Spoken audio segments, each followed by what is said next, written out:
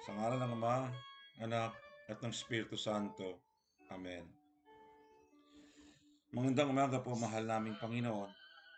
Pinupuri at pinasasalamatan ka namin sa lahat ng biyaya, sa lahat ng pagpapala na ipinagkakaloob mo.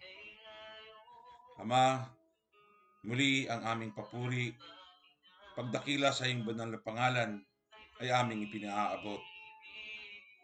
Samahan nawa kami na iyong anak na si Jesus sa aming pagninilay, pakikinig, pananalangin, patungkol sa kanyang banal na salita at mensahe sa linggong ito. Banal na Espiritu Santo, samahan mo kami, liwanagan ang aming puso at isipan. Hinihiling namin ito sa ngalan mo, kaysa ng Espiritu Santo, Diyos magpa sa walang hanggan. Amen. Sa ngalan ng Ama, Anak, ng Espiritu Santo. Amen. Magandang umaga po, minamahal kong mga kaibigan, mga tagapakinig. Samahan niyo po akong muli sa ilang minuto na ating pagninilay, pag-aaral. Pakinggan natin ang maaring mensahe ng Diyos sa bawat isa sa atin na babaunin natin sa linggong ito. Ang ating pong gospel ay Matthew 25 verses 14 to 30. At ngayon ay September 2, 2023. Imagine someone before going abroad summoned his servants to entrust his property to them. He gave 5 talents of gold to one, two to another, and unto one a third, and one to a third, each one according to his ability, and he went away. The one who received 5 talents went at once to do business with the money and gained another 5. The one who received 2 did the same and gained another 2. But the one with 1 talent dug a hole in the ground, hid his master's money. After a long time, the master of those servants returned and asked them for their accounts. The one who received 5 talents came with another 5 talents, saying, Sir, you entrusted me with 5 talents, but see, I have gained 5 more with them. The master answered, Well done, good and faithful servant. Since you have been faithful in little things, I will trust much more to you.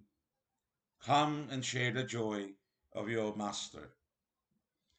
Then the one who had 2 talents came and said, Sir, you entrusted 2 talents to me. I have 2 more, which I gained with them. The master said, Well done, good and faithful servant. Since you have been faithful in little things, I will entrust you with much more. Come and share the joy of your master. Finally, the one who had received 1 talent came and said, Sir, I know that you are an exacting man. You reap what you have not sown, and gather where you have not scattered seed. I was afraid, so I hid your money in the ground. Here, take what is yours. But his master replied, Wicked and lazy servant, so knew that I reap where I have not sown, and gather where I have not scattered seed. Then you should have deposited my money in the bank, and you would have given it back to me with interest on my return. Now take the talent from him, give it to the one who has 10, for the one who has more will be given, and he will have an abundance. But from the one who has not, even what he has will be taken away from him. As for the useless servant, throw him out into the dark, where there will be weeping and gnashing of teeth. The Gospel of the Lord. Praise to you, Lord Jesus Christ. Mga kaibigan, mahaba at maraming panahon na natin naririnig ang talinhaga na ito patungkol sa ibinigay ng Diyos sa kanyang mga utusan. Ano po, yung tinatawag nating parable ng talents na meron tayo sa linggong ito. At ang isa ay pinalago ito, ang ikalawa ay pinalago din. Subalit ang pangatlo, kung mapapansin po natin, hindi niya ito ginalaw o hindi niya ito pinalago o sabihin na natin na inilagay sa bangko. Sa halip, siya ay naging makasarili. Ano pong ibig pong sabihin nito? Makasarili dahil iniisip niya wala namang ginagawa yung kanyang master. Ano po, inuutusan lamang siya at pagkatapos nag-expect yung kanyang master, ano po, naghahangad yung kanyang amo ng mas marami patungkol dun sa kanyang ibinigay o parang ipinagkatiwala. At sa bandang huli, ang mga tao o ang kanyang mga alagad o sabihin natin mga utusan na nagpalago ng kanyang mga ipinatagong yaman ay nakarating at binigyan ng gantimpala ng ating Panginoon o ng kanyang amo. At ang huli, siya ay pinagalitan, pinangaralan, at inihiwalay. At kahit yung kaisa-isang meron siya, ay kinuha pa ng amo sa kanya. Ano pa kaya ang nais iparating ng Diyos? Ano kaya ang nais ibahagi ng Panginoon sa bawat isa sa atin? Karaniwan, ang lahat, sasabihin natin na tayo ay may kanya-kanyang talento, tayo ay may kanya-kanyang kakayahan na ibinigay ng Diyos. At dapat kung anong meron tayo, ay ang paanyaya ng Diyos, tayo ay maging matatag, mabuti at palaguin kung ano man meron tayo. Magkakaiba ng talento, magkakaiba ng dunong, magkakaiba ng husay, subalit hindi doon pinagmamasdan at hindi doon sinusukat ng Diyos ang husay, ang galing o ang talento na ibinigay sa atin sa paraan ng kung anong meron tayo. Sa halip, ang Diyos ay sinusukat ang ating kakayahan. Ang Diyos ay tinitignan o inobserbahan ang ating kakayahan sa paraan kung paano natin to pinalalago, kung paano natin to pinagbubuti, at lalong-lalo na po mga minamahal kong mga kaibigan, kung paano natin to ibinabahagi sa iba.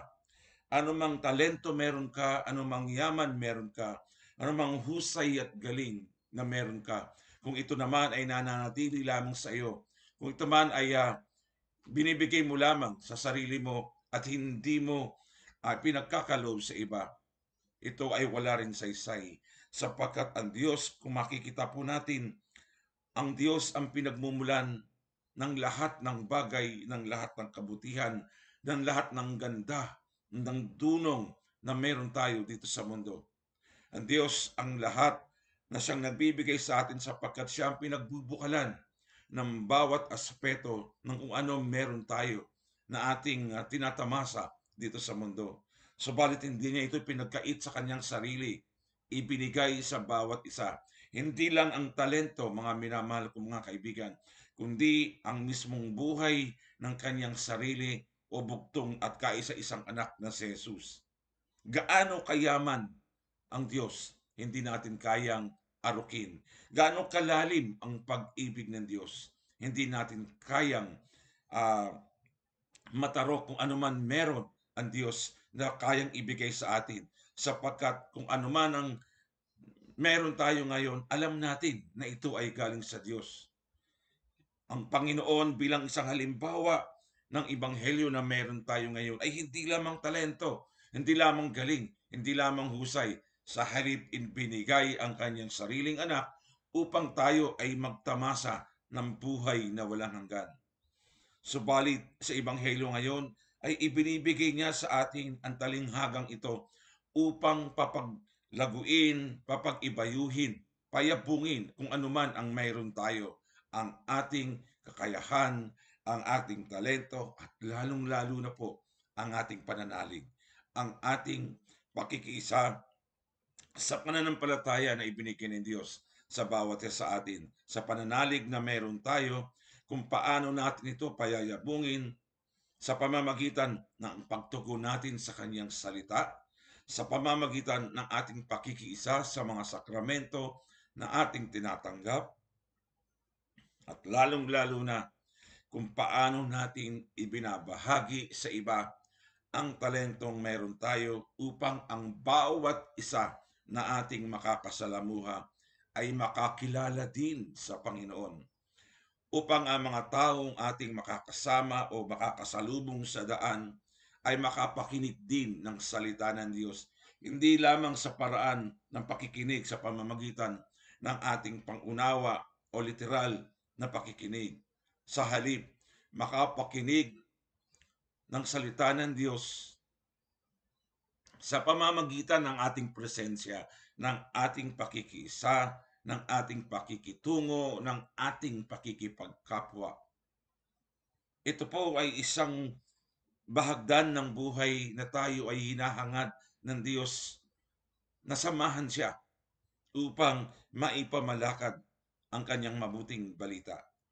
At mapapansin po natin sa panahon ngayon sa ebanghelyo na ibinigay ng ating Diyos, ano po, sa talinhaga na ito na ibinigay, na kung saan ang kanyang mga utusan, sabihin na natin, o mga kasambahay ay binigyan ng magkakaibang assignment o ika nga ay gawain, at ito ay sinasabi ng amo na ito ay palaguin. Subalit hindi lahat ay tumupod, hindi lahat ay tumugon, hindi lahat ay tumupad sa ninanais ng kanilang amo, kung kaya yung pinakahuli ay nahiwalay sa dalawa, at ang naunang dalawa ay nabigyan ng gantimpala. Ito rin ay sumasalamin sa ating buhay kung paano tayong tumutugon sa ating Panginoon. Napakarami ang nagsasabi ng Panginoon, narito ako. Napakaraming nagsasabi na, Panginoon, pag-utusan mo po ako. At napakarami ang nagsasabing naniniwala at nananampalataya sa Diyos. Maraming samahan, maraming mga organisasyon, maraming mga komunidad, at kahit mismong ang mga naglilingkod sa loob ng kawan ng ating Panginoon, ng ubasan ng ating Panginoon. Mismong tayo ay magsasabi na hindi lahat ay ginagamit, tumutugon sa panawagan ng Diyos na maibahagi ng ganap at payak ang kanyang banal na salita. May mga tao o meron tayong mga kasamahan na kilala natin na ginagamit ang kanilang talento, ang kanilang husay sa ilalim ng simbahan, sa ilalim ng pangalan ng paglilingkod. Subalit napakarami ng mga pansariling kapakanan o motibo. Meron diyan na ginagamit ang husay at talino para sumikat, para masabi na sila ay magaling, sila ay Kristiyanong Katoliko, para sila ay maging bida, parang katulad lamang ni Jollibee. Dahil sa Jollibee, ikaw ang laging bida. Parang ganun ang nangyayari. May iba na naglilingkod sa ating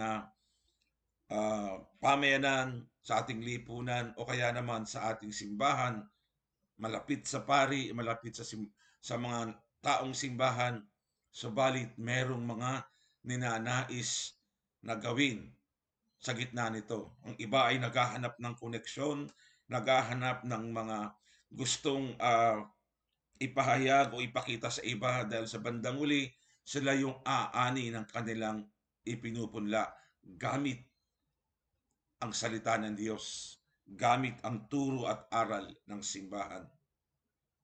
Kung kaya mapapansin po natin sa talinhaga na ibinigay ng Diyos sa atin, bagamat sila ay tunay na lingkod o utusan ng amo, may mga tao pa rin na susulpot at maiiba at magiging taliwas sa hinahangad o inaasahan ng kanyang amo. Alam kong alam natin lahat yan, at yan ay nararanasan natin maaring sa ating bahay, sa ating opisina, o kahit saan pa man at lalong-lalo na sa ating simbahan. Kaya nga may mga taong lumalayo dahil hindi nila nakakayanan, yung mga taong gumagawa nito na pansarili lamang ang kanilang iniisip. Mga kaibigan, hindi natin sinasabi na punong-puno na ang ubusan ng ating Panginoon. At hindi rin naman natin pwedeng sabihin na sapat na o sumasobra na ang mga taong kumikilala sa ating Panginoon, ang bilang ng mga taong kumikilala sa Diyos. Sapagkat alam natin na hindi ito sumasapat, kung kaya ang Panginoon ay patuloy na nananawagan. Subalit, sa gitna, sa dami ng mga tumutugon at sa dami ng mga naniniwala at sa dami ng binibigyan ng Diyos ng kanilang husay, talento, galing, yaman, at nagsasabing sila ay naglilingkod sa Diyos. Mga minamahal kong mga kaibigan, ang Panginoon hanggang ngayon ay patuloy na naghahanap. Ang Panginoong Hesukristo ay patuloy na naghihintay, patuloy na nag-aabang ng lingkod na sadyang magiging tapat, magiging totoo, nananalig at nananampalataya sa Kanya ng husto.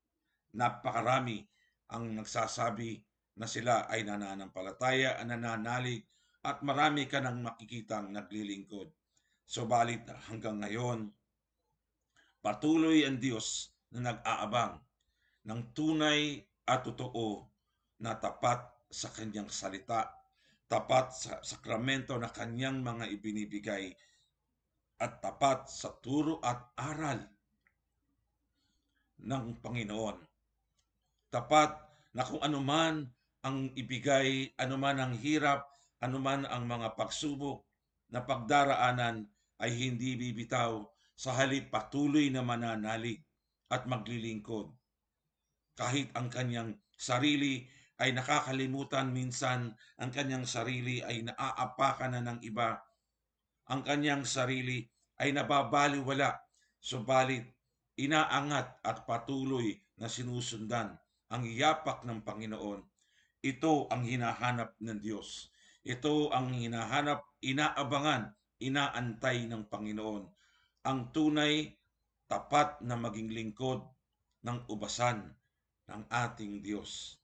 Sapagkat kagaya ng nabanggit ko nga kanina, maaring nasa atin na lahat ang kakayahan, nasa atin na lahat ang talento, ang husay, ang yaman na maaari nating makamtan dito sa mundo. Kahit ang talino, ang galing sa ating pananalig, sa ating pagbabasa ng Biblia, maaring tayo ay mismong tunay na naglilingkod sa simbahan. Maaring ito ay nasa atin na.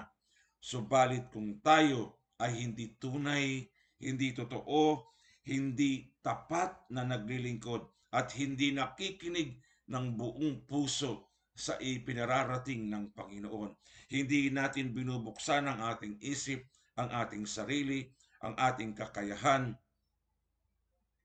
hindi pa rin ito sasapat upang masabi natin na ako ay tunay at totoong lingkod ng ating Panginoon. Hinahanap ng Diyos, mga minamahal ko mga kaibigan, ang mabuting Kristiyano. Hinahanap at inaabangan ng Panginoong Diyos ang tunay na mabuting Kristiyano at hindi ang mabait lamang. Tandaan po natin, malaki ang pagkakaiba ng mabait na Kristiyano sa mabuting Kristiyano. Maaari kang maging mabait pero hindi nangangahulugan na ikaw ay tunay na mabuting Kristiyano. Subalit kailanman hindi ka maaaring maging mabuting Kristiyano kung hindi nagsisimula sa pagiging mabait. Yan po sana ang tingnan po natin. Yan po sana ang lagi nating pagnilayan. Ano po? Lagi natin pong pag-iisipan, malaki ang pagkakaiba ng pagiging mabait sa pagiging mabuti. Uulitin ko po, maari kang mabuti, Maaari kang maging mabait, pero hindi nangangahulugan na ikaw ay mabuti. Subalit, hindi ka kailanman magiging mabuting Kristiyano kung hindi ka nagsisimula at nagpapahayag ng iyong kabaitan. Manalangin tayo. Panginoon Diyos, maraming salamat po. Patuloy mo kaming gabayan.